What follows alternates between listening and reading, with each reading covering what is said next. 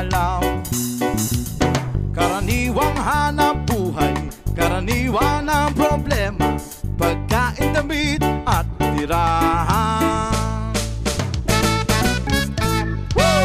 Di ko kabisado yang siyensya, ako'y nalilito sa maraming salita. Alam ko lang na itong planeta walang kapalit at dapat ingatan. Pag nasira, sino ang kawawa? Karaniwang tao, saan ka tatakbo? Kapag nawasak isang mundo, karaniwang tao, anong magagawa upang batayan ang kalikasan?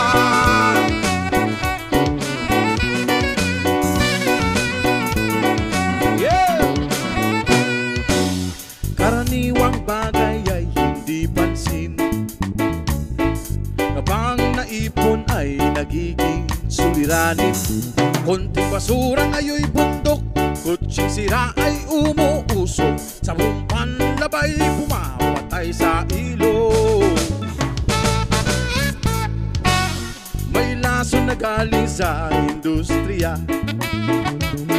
ibinubuga ng mga pabrika. Ngunit hindi lamang higante ang nagkakalat ng dumi, may kinalaman din ng